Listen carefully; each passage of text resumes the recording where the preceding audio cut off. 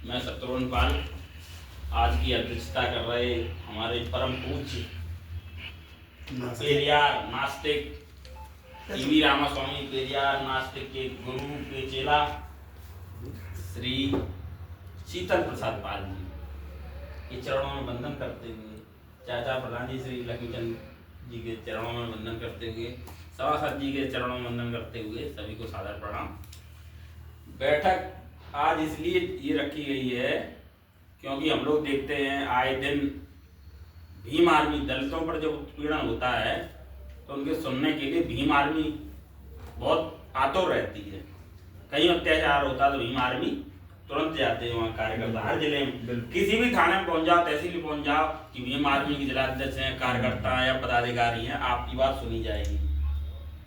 और वर्तमान में जब जो राजस्थान से करणी सेना का आयोजन पूरे भारत में समय किया जा रहा है, करणी सेना भी बहुत इस समय पूरे देश प्रदेश में अपना नाम कमा रही है। समाज सवर्णों में जो भी कोई उत्पीड़न होता है तो वो लोग अपने करणी सेना के माध्यम से अपनी आवाज़ों को बुलंद करते हैं उत्पीड़न को कम करने के लिए। इसी तरह से लोक माता अहिल्याबाई होलकर के हम सभी वंशज हैं, तो हम लोगों ने भी आए दिन हम लोगों का उत्पीड़न होता आ रहा है और होता आया है और होता रहेगा जब तक हम लोग संगठन मजबूत नहीं होंगे। कहते हैं बंदी मुट्ठी लाख की तो खुली खाक की, तो ये चीज है। तो अहिल्या आर्मी का निर्माण के लिए इस संबंध में आज चर्चा का विषय रखा गया है। अहिल्या आर्मी एक हमारे अकेले से कुछ नहीं होगा। आप सब हम लोग जब मिलेंगे, किसी भी उत्पीड़न हुआ, मान लो राजेश जी पे हुआ, मास साहब पे होगा, मास साहब का उत्पीड़न होगा, मास साहब की जमीन में कब्जा हो रहा, उस समय हमने एसडीएम से फोन में बात करी, मास साहब की मदद कराई, पूछी मास साहब सामने, कहने का मतलब मदद करता हूँ मैं।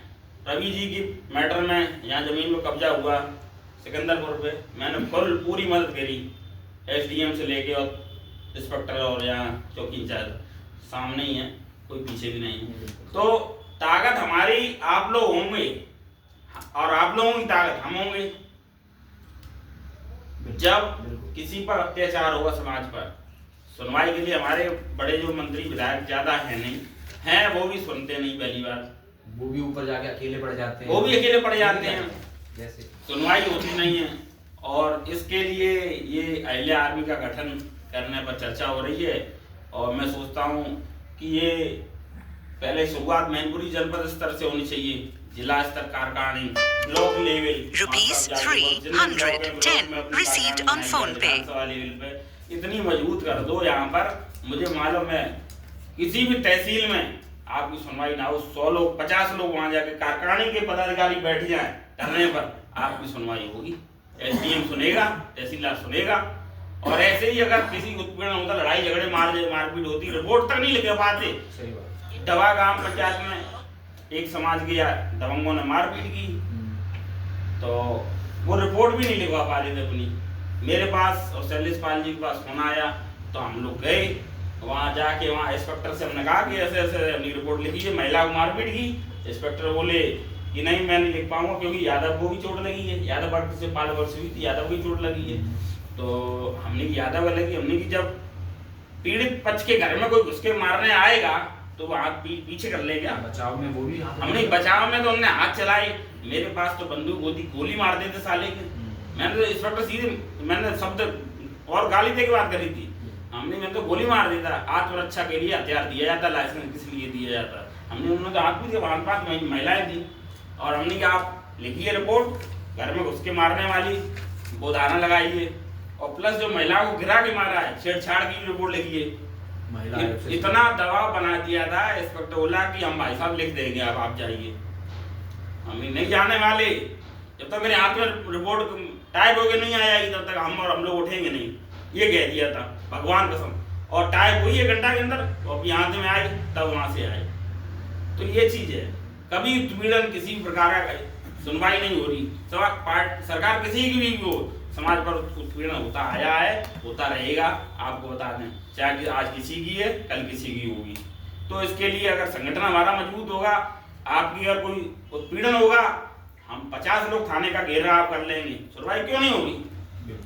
तुरंत रिपोर्ट लिखेगा, कोतवाल को मालूम है कप्तान साहब सस्पेंड कर देंगे, सुनवाई नहीं होगा, हंगामा हो गया। तो इसलिए जरूरी है मजबूती।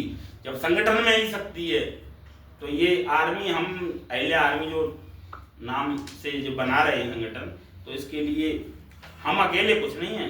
जब हम बुलाएं तब आप लोग आए, आप लोग बुलाएं तब हम आए। हम आप लोग बुलाएंगे, हम अपने साथ 5 लेके जाएंगे, प्रधान जी 5 लेके जाएंगे, आप 2 लेके जाएंगे, आप 2 लेके, कुछ ना कुछ संख्या कितनी होगी, थाना भर जाएगा, मजबूर हो जाएगा। क्योंकि चाहे कितने भी उसने वहाँ दूसरी पार्टी से कितने भी ले लिए हों, वो रखे रह जाते हैं।